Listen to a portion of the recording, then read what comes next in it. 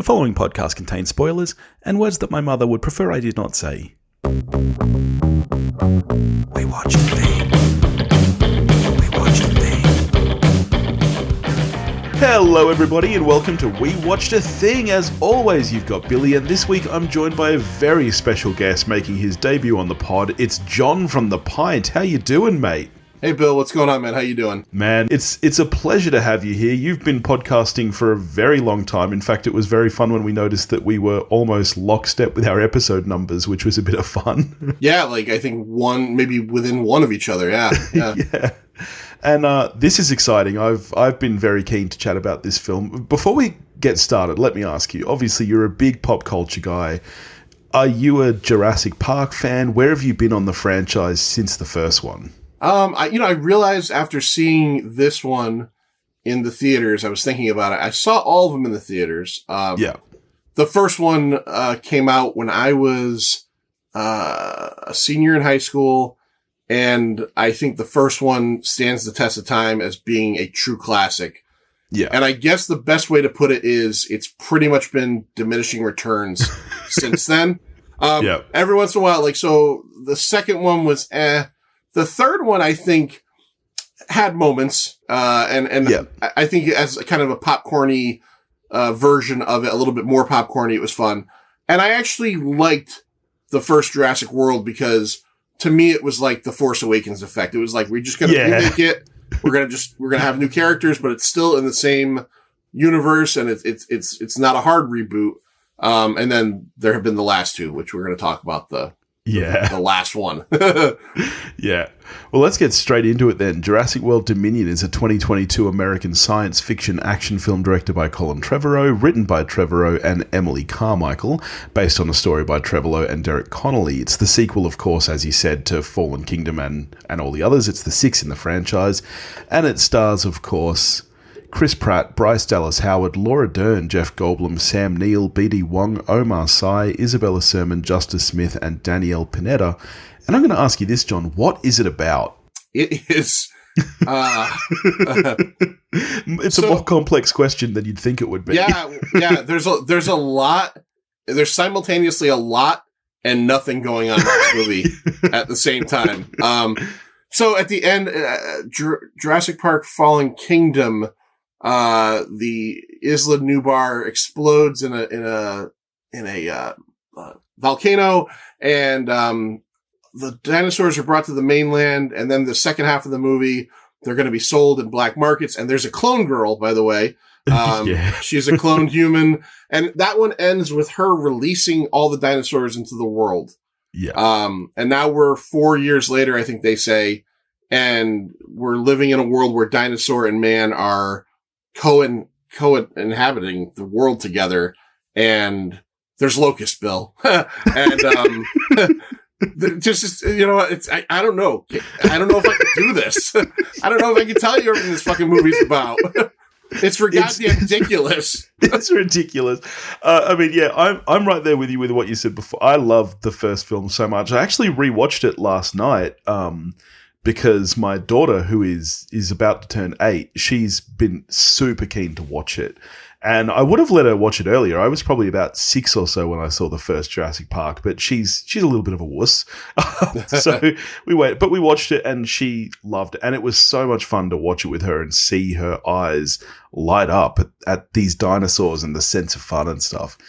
This movie, she would not have fun with, I can tell you that now. This is not a fun movie. And like you said, The Force Awakens, I got the exact same vibe from the first Jurassic World, where it felt fun and it took me back and had that sense of nostalgia without even actually needing to invoke the original cast. And this one, by kind of smushing them all together, I actually think it's to its detriment rather than to its... It doesn't really help anything because, as you say, the story is cooked. It's ridiculous. Yeah. No, I guess, I know we're going to talk more about this, obviously, but I felt like when I left the theater, besides just being tired of sitting in the theater for 2.5 hours and watching that movie. Oh, yeah, it's too long, yeah. Way too long. I was thinking about it, and I just thought, on every level, this movie fails. It fails on every level. It, like you said, the first movie, which I rewatched last year, I think, for the first time in a while, is this spectacle, is this fun movie, great cast, great performances. I mean, it is, with Terminator 2, it's one of the early examples of incredible CGI that changed the world. And this movie, 30 years later, does nothing in the CGI front to go forward. It might even go backwards. The people that return from the earlier movies, nothing works. The chemistry is either gone or only existed in that one period of time. Like for example, Laura Dern is given the most to do, and totally at the detriment of Sam Neill. Sam Neill, his character, Alan Grant, feels like there's no reason for him to be in this movie at all. Laura Dern could have been there alone, and it would have been fine. And it still would have been unnecessary because they taken 30 pounds of uninteresting shit and put it in a 5-pound bag with this movie. Yeah. And you're right. The chemistry is gone. Like these are like Jeff Goldblum is an incredible actor, and that is an incredible character. Like Michael Crichton was one of the greatest writers of all time, as far as I'm concerned. And those characters he created with Jurassic Park were so well rounded and well written, and they just seem dull here. And it almost feels like the actors are aware of that and aren't even trying. Like Laura Dern is still an incredible actress today. Like she was amazing in Marriage Story, which was only a couple of years ago. And in this, it feels like she's just not even present. Like it feels like none of them really care enough to give it anything. Yeah. I almost wonder if, because like the whole thing about this is that it's the end of the Jurassic saga. Is maybe they just felt like, you know, especially with fans who are a little younger than me, like 10 years younger than me, maybe this is like, they thought, well, this is a nice way to round out something for people. And we'll go back and we'll retouch these characters, and that's all good and great. It just, none of the magic was there. Like, the scenes where they first show up, you know, you're waiting for these big, like, you know, in a lot of movies you see a character you've seen before shows up and you're like, oh great, it's this person. And in this one, it just never works. The other big thing this movie does that I think is just doesn't work is like, there's at least 4 or 5 big action set pieces, and they're all so generic and so, none of them, like the next Mission Impossible movie might have 5 action set pieces, and all 5 will be better than the best in this one. It just, none of them work. None of them work for me. There was no sense of excitement. There was no, you know, and again, talking about chemistry, on the other end, the Chris Pratt, Bryce Dallas Howard, there's no chemistry there. Yeah. Well, let's get into the story then, because this is where I almost feel like the biggest problem from the start is, and why so many of those action sequences don't work, is the bizarre choice made. So this, out of all 6 Jurassic Park movies, this probably has the most dinosaurs in it. And yet, I feel like the dinosaurs are almost inconsequential because they've almost shot themselves in the foot by making dinosaurs so prevalent in this world now. Like as you said, dinosaurs and human are living hand in hand. The dinosaurs almost can't be a threat anymore because if they are an actual threat, humans are gone. Like humans are just extinct. So they have to shoehorn in this bizarre story with these locusts being a threat, because dinosaurs really don't hurt a single person until, once again, they get to this contained park-like facility, where even though dinosaurs are all over the world, I could not help but laugh when the film starts with, you know, that exposition news piece. And there's this incredible line where she's like, you know, in the past year, 37 deaths have been linked to dinosaurs. And they show this shot where the dinosaur doesn't even hurt anyone. This guy just gets spooked by a dinosaur and drives his car off a cliff. And you're like, hang on, wait. So only 37 people have been killed by dinosaurs in the past year. And it seems like it's not even actually dinosaur attacks. Like, this is so bizarre. Yeah. If the dinosaurs, if we lived in that world, and it was a year, dinosaur murder would be so fucking rampant. Exactly. Like the odds would be more, if it happened during COVID, more people would have died of dinosaur attacks than COVID. Yeah. It would you would just walk out your front door and get picked up by a pterodactyl, right? It would just happen. Yeah, when they said, I laughed at that too. 37 deaths. Yeah. And when that first scene happened, like, as you said, like that newsreel, and we're setting up the world we're in, I immediately said to myself, oh, fuck, I'm in trouble with this movie, like, already. Yeah. Yeah. Yeah. Yeah. So a movie that should be, as you say, the first one is all about spectacle and, the magic of seeing these creatures on screen and stuff. And this one just gets into locusts and little clone human girls. And like the dinosaurs literally do nothing until they get to the park once again. And there's a couple of action scenes where they're chased by dinosaurs, but it kind of feels pointless and fruitless and like it doesn't really mean anything. Agreed. It doesn't mean anything. Like at the end, when there's the big dinosaur fight scene between the T-Rex and then the, whatever, Gigantosaurus or whatever. Yeah. And the humans seem like they're in peril. They realize that the dinosaurs just want to fight each other. And it's almost like plot armor because like Sam Neill or someone says, this isn't about us. Let's go. And I'm like, it's just like, of course it's about you. Like if it sees one of you running, even if it's fighting, it's going to pick one of you off. But like they just had to have a way to get everybody out of this situation. Yeah. Yeah.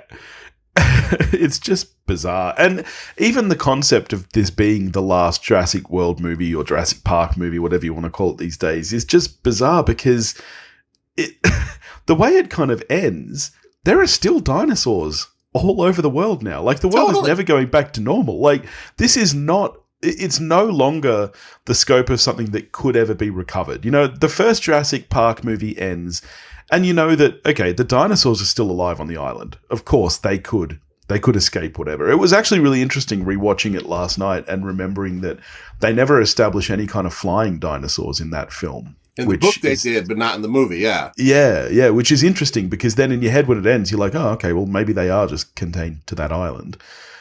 Whereas this movie ends and it's like, well, what now? This is just bizarre. Yeah, they say in like a piece of narrative, like, now the mountains, the Dolomite Mountains in Italy are now considered a preserve for eventually someone's going to go there. Yeah. It's all very tired. Everything about this movie was very tired. Like, yeah. Let me ask you this. Was there anything about this movie that did work for you? Was there anything that kind of got you excited? Anything that really made you not hate your life sitting there at the cinema? Truthfully, almost no. There was a couple moments, like one of the moments I did like, because one of the strings throughout all 6 Jurassic Parks that I have enjoyed is that the T-Rex from the first movie is still around. Yeah. When I saw Jurassic World in the theaters and the T-Rex showed up and I realized that it was the T-Rex from the first movie, he had the scars from the raptors, I literally, I cheered. So there's a line when they mention the T-Rex and Alan Grant's like, the T-Rex is here. I thought, okay, cool. We're going to get to see the T-Rex. I want to see that. There's a scene where the Elon Musk-ish villain sets a room full of locusts on fire and the fire locusts get out. And for a few minutes, the effects were pretty cool. That effect of locusts on fire in the sky and everything. But really, other than that, I don't have the actor's name, but the gentleman who played the insider that helped Malcolm out, he was like the villain's number 2, but he was really a good guy. I liked his performance. I liked him as an actor. Otherwise, it's fail across the board. It is just set piece fail to uninteresting new character. They end up at one point in the middle in like a Mos Eisley type. It just seems like they're just taking a million different pieces from a million different things and trying to make it into a Jurassic Park movie, and none of it worked for me. Yeah, it's true. I never really thought about this until I can't remember who it was. I saw somebody post on Twitter how bizarre it is that for dinosaur fans, this is the one franchise. There are a million space movies. There are a million, even Fast and the Furious, it might be the best one, but there's plenty of franchises for people who are into cars or into just random explosions. Mission Impossible, James Bond, you got plenty of those kind of spy movies. But as far as dinosaurs go, it's this one franchise. And you got to think at one point, why is this a part of the franchise? Why isn't this just its own random dinosaur movie. Like, because I think you're right. When you brought up the T-Rex thing, that almost feels like the one part. It's so weird to me, right? That they're bringing back old characters into this film, but it almost feels like that was literally just for nostalgia, and there's no care or love or attention paid to any of the rest of the franchise. Like, that throwback with the T-Rex is almost it. Like, rewatching the first one last night, when Sam Neill sees the dinosaurs are back, there's this whole string and joke about, well, what do we do now? You know, like, I guess our job is extinct. This movie starts with him on a dig, and the world is literally full of dinosaurs. And it's like, what are you digging for at this point? I thought the same thing. I thought his job is obsolete.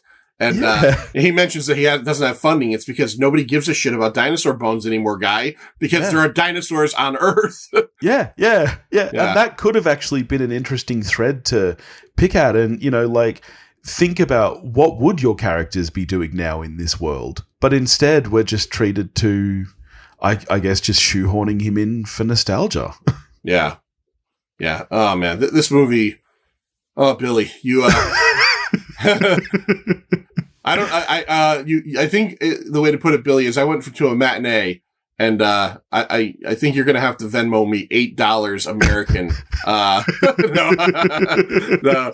I would never have seen this one in the theater either. It's funny too, because I saw Jurassic World, I enjoyed it. I saw Jurassic World Fallen Kingdom, and I fucking hated it. I hated that movie. I hated that movie. And I said to myself, I said, well, that's it, you know, because honestly, this one was so bad, I have no interest. When the trailer for this one came out, you know, they do the smart trailer thing, and they throw all and there's an action scene with a bike chase through what looked like, Italy, or it was Malta. And then there's a scene on the ice, and, you know, you see these, and I'm like, okay, maybe, just maybe. And so then, you had asked me, and I was like, okay, I'll go check this out. Everybody else in the world is going to see Maverick, which everybody's loving. I heard you and Stu talk about it. You loved it. Yep. I'm the guy going to see Jurassic Park. And, and I'm like, God damn, like, it's like Indiana Jones, like, you chose poorly. But no, I was in the theater on Thursday afternoon, which here is like the day before it comes out. Normally it's like the previews. And I went for a 4:00 matinee, and a girl who sat a couple rows in front of me was probably a little younger than me, and she was wearing a Jurassic Park t-shirt. And when the movie ended, I'm not a social person, but when the movie ended, I wanted to ask her what she thought of it, because I wanted to know if her fandom was going to make her lie about it. Like, it was great. And I'm like, no, it wasn't. It was not. Yeah.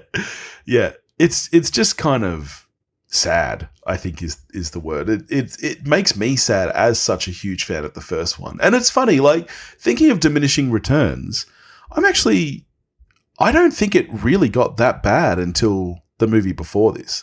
Like, this isn't Terminator for me as a franchise, where after those first two, it really severely dips. Like, I think Jurassic Park 3 is pretty fun. I really quite enjoyed the first Jurassic World, but yeah, Fallen Kingdom and then this one, it rips your heart out as a fan of the original Jurassic Park movie. What the problem with that movie is, and with those movies is, and it's the problem with all of these movies, and the idea behind them, is that when Jurassic World came out, and it did well, and obviously these movies are going to do well. Like you had said before, why aren't there any other dinosaur franchises or movies? Because as opposed to so many other, like, space or horror or these other, like, niche Fast and the Furious car movies, Jurassic Park came out of the gate and owned it. Like, it came out and said, you're not going to make a better dinosaur movie than this. Well, that's true, yeah. You know, Steven Spielberg was behind it. But, like, the problem with these movies is that when Jurassic World came out, they could have just stopped. They could have ended it and stopped. But, like, everybody's, like, from the beginning, has a good first weekend, we're making a trilogy. Yeah. And you don't have anything to make a trilogy out of, man. Yeah. Like, Fallen Kingdom, the first 20 minutes I enjoyed. I remember seeing it in the theater and going, okay, I think it begins with them going back to the island to rescue dinosaurs. And then the rest of it's like about a black market auction. Yes. And hybrid dinosaurs. And to think, and a clone girl. And then to think that that's the more, like, less insane plot than this next one, which this one we're talking about, food shortages, the guy, now this is something that kills me, is the villain, the Dodgson character, is the Dodgson character from the first movie, but it's a different actor. But they don't really ever get into that until he holds the Barbasol can. So you're supposed to be connecting all the dots here.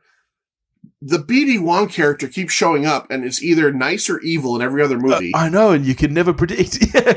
It's fucking ridiculous with this character. The first movie, he seems like a good guy. The next movie, or Jurassic World, when they bring him in, he's an evil scientist. Yeah. In this movie, he's regretful of what he's done. I don't know. This Colin Trevorrow guy, I know people say his Star Wars script was superior to Rise of Skywalker, but that's not saying a lot. Like, well, yeah, you know what I mean? And so I was kind of excited. I'm like, okay, this guy's back in the franchise. I enjoyed Jurassic World, but he somehow made a worse movie than Fallen Kingdom. It's so bland. This movie is so fucking bland at 2.5 hours with dinosaurs in it and endless amounts of what you could have for action. It's so bland, dude. Yeah, exactly. Back to the narrative. Where are you on the clone girl? Like, so you've clearly read the original book from what you said before, which I love. And one thing that Michael Crichton is brilliant at is research. And like, I don't think a lot of people realize that book, there's huge chunks that are just going into cloning and science and everything. And what's great about that is that it makes this far-fetched story seem somehow believable as you read it. But there's never any mention of cloning humans from my memory of it. And the way that they've kind of shoehorned this story in and retconned the original trilogy, I'm just not here with it. I find it uninteresting. Just give me more dinosaurs. I don't care about this little girl. That's the problem with this entire movie is that, especially if you're going out, like, what's the phrase? Go out with a bang. Yeah. And this movie literally goes out with a whimper because instead of it being like a dinosaur free-for-all, we're up against locusts and we're up against, the Elon Musk guy again. Oh, he was terrible. It was terrible. He wants to take out the world's food supply so that he's the only one supplying seed and stuff. Okay, fine. We're throwing so many different plot elements into this thing that you just kind of lose track after a while. But at the same time, it's not like in some good movies that there are good movies that maybe jam too much into the bag. But like when you lose track there, you're still interested. Here, you're just like, okay, why is this character involved again? I don't even care anymore. I don't even care anymore. Yeah. Oh man, the Elon Musk guy, just abysmal. Some of the worst writing for a villain I've ever heard. He comes, I feel like they were maybe trying to make him eccentric. So they give him lines that just a general human would never utter. And it's like, it's just bizarre. It's so weird.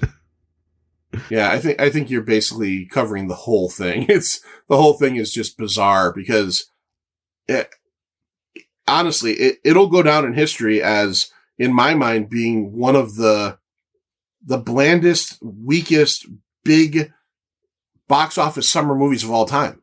Like, and I don't know what it's going to do in the theaters, but like, if we get a month from now and this thing breaks records or anything, my faith in humanity, which is already teetering, is gone. It's gone. Yeah.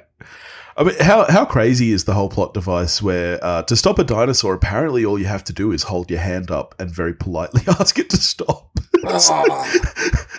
So may as well have just cast the Spice Girls in this movie. Jesus Christ, really? So one of my initial thoughts watching this movie was, if there was a subtitle to this movie, it would be Chris Pratt holding his hand out at things. I know, it's so silly.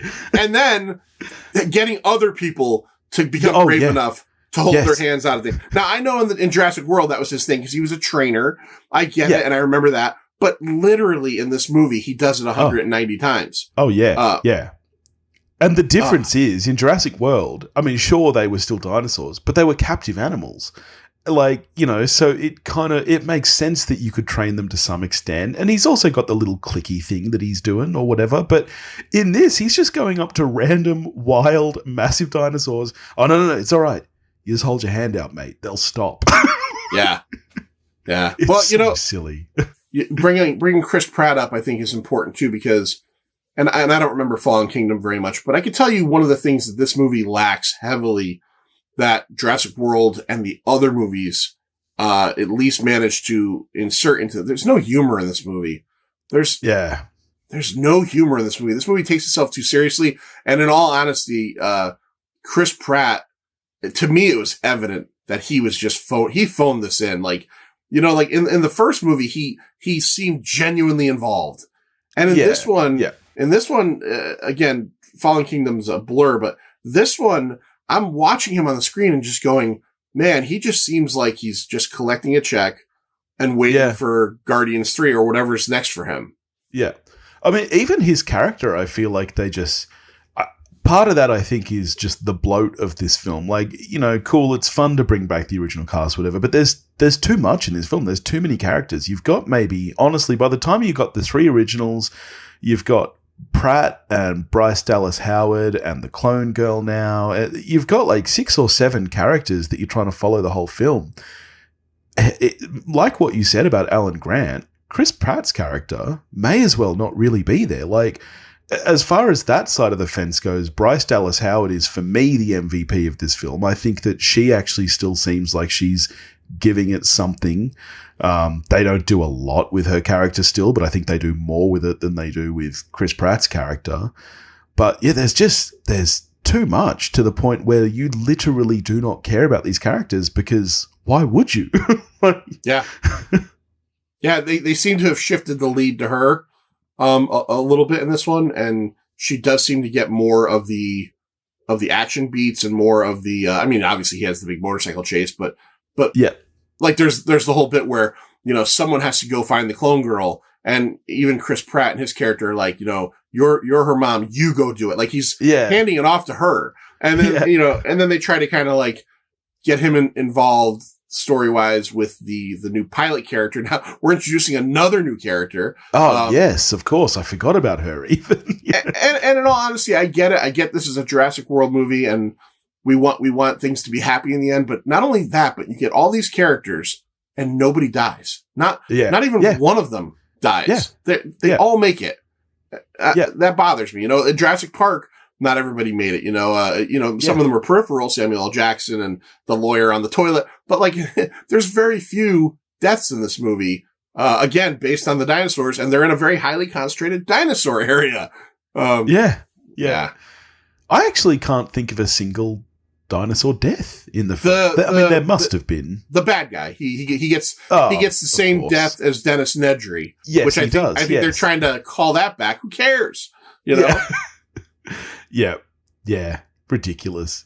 I did think that the visuals of the film weren't bad. Like you said, it doesn't progress CGI like the first one does, but I don't think it looked bad. No. I've seen a lot of critique about the cinematography in the film. A lot of people complaining about shaky cam in the action sequences. I personally didn't feel that. Did you notice that at all? No, not at all. No. Yeah. I thought the film looked good. I mean, as always, I think the score is fine. The best bits are obviously those throwbacks to the original. You know, like Michael Giacchino does a decent job here, but it's not the level of John Williams. Like for the most part, I find the score pretty forgettable until you get those hints of the original that just, they were the one bit that got me excited because nostalgia. Well, that's music. Music is designed to do that to you.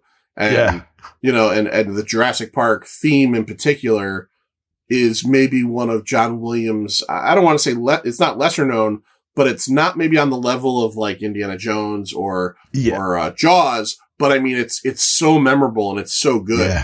And you're right. There's a few moments where, you know, like maybe Alan Grant has a moment and they play out in piano in a little bit or something. And that was great. But yeah, I don't know, man. This movie is almost an anomaly because it literally, I was thinking about it. It did nothing right for me. It did nothing right for me. Story, action, cast, you know, and the cast came and did their job, but there's just nothing memorable. Like I will Yeah. I will struggle. I remember like at least a couple things from Fallen Kingdom. As much as I didn't like it, there's a terrifying and horrible like brontosaurus death in Fallen Kingdom as they're leaving the island and they can't get it on a boat and it's just on the shore about to burn to death. I'm in the theater going, why are you doing this to me, Jurassic World? I didn't come to this movie for this moment, but I'll never forget that. I don't think there's anything in this movie that like 2 years from now, I'm going to go, oh man, the whole, T-Rex versus Gigantosaurus scene. No, I'm not. None of it matters. Yeah. No, I'm right there with you. So all in all, how are you scoring Jurassic World Dominion out of 10? Oof. Straight, you give halves? What do you give? You can do whatever you want. I'm not fancy. Okay. All right. All right. So I have a rule. I don't give anything a 0. There's no such thing as a 0. But I gotta be honest. This thing did look good. Okay. It looks fine. The CGI is fine. So I'll give it some points there. But like on every other level, I'm almost going to say out of a 10, this is like a 2.5 at best for me. Yeah. I'm a 3, and honestly, most of those points are probably just nostalgia because like it just made me really sad. I think that this is probably like honestly, I didn't think I'd see a worse film this year than Morbius. But I think the difference is for me that I didn't give a crap about Morbius. So as bad as that was, this one actually hurts. And I think this is easily probably going to be the most disappointed I am in a cinema this year, easily. I've been very few times, but it certainly is for me. And I will say, if Fallen Kingdom wasn't a failure to me 3 or 4 years ago, if Fallen Kingdom was decent or I enjoyed it but didn't love it, this would have been harder. So, I mean, so it's just like kind of like the decline just went down further. But man, it is certainly, it'll be memorable for me for one reason. It's one of the most puzzling big budget films I've ever seen before that just doesn't really get anything right. Yeah, it really is. There's a small part of me that ironically kind of hopes that this isn't the last one, just because I feel like, come on, guys, we have to be able to do better than this. Like, this can't be the send-off to this franchise that was built on one of the greatest films ever made. Yeah. Like, Michael Crichton would be rolling in his grave watching this movie. Yeah, he would not enjoy this. Although, what I hope happens now, with this being technically the third in the trilogy, is the people that shit on Jurassic Park 3, go back, watch Jurassic Park 3, and realize how much more fun it is. Oh, yeah. And closer to the first. And even the second, which I'm not a fan of Lost World, even the second suddenly becomes like prime time, like Saturday night DVD time now. Yeah. Comparatively to this. Yeah. Yeah. I mean, you know what this movie's missing? There's not one single dinosaur saying Alan. Alan. One of the most bizarre scenes ever, but I love that. Yeah. Yeah. It's great. If they'd thrown in a couple of talking dinosaurs in here, if they'd had just one Alan, then man, this would easily be 2 points higher. Yeah. I would give it a 3 at that point. Yeah. Well, John, thank you so much for joining me, mate. Can you tell everybody about the Pint and where they can find you and what you guys do? Yeah, me and Lloyd, the Manster, essentially we review movies, we talk about music, TV, all different things, comic books, gaming. We tend to stick to one thing per episode. We do list episodes, we do full movie reviews, we have sub-series where we talk about horror films, we have sub-series where we talk about trash movies, whether they deserve that reputation.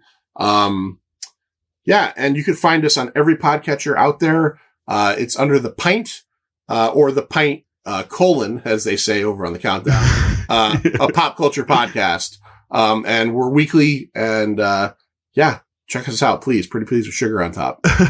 It's an awesome show. I'd highly recommend it. It's awesome because, like you said, it's really broad. You cover all kinds of stuff, movies, TV, old movies that, like no one else has covered, that you're like, I want to hear about Problem Child. Where can I go hear about that? Yeah. But because you do like I find that there's a lot of podcasts out there that have there's so much going on. And I love that, like you say, you do the same thing I do. It's one topic per episode. So it's a lot of fun. It's easily digestible. I'd highly recommend it. So go check it out for sure.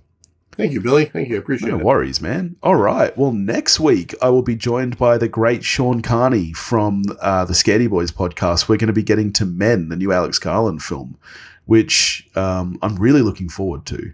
And the week after that, I'll be joined by Liz from Movie Reviews and 20 Qs checking out Independence Day, which is going to be a bit of fun. She chose that as one of her favorite films, which is interesting. I hate that movie. I'm the odd person in the world. I dislike Independence Day. Yeah, it was interesting too. We actually recorded that ages ago, and I was going to release it, and then the Oscars happened, and all of a sudden everybody was hating Will Smith. And there's this episode where basically the whole thing, I'm talking about how cool Will Smith is. I'm like, I got to hold this for a couple of months. yeah. The statute of slap limitations is running out, so you're good. Yeah. All right. In the meantime, if you want to get in touch with me, you can do that at wewatchedathing.com or wewatchedathing@gmail.com. You can find me on Facebook, Instagram, and Twitter, all under the handle at wewatchedathing. If you want to help support the show, you can do that at patreon.com/wewatchedathing, and I'll catch you next week.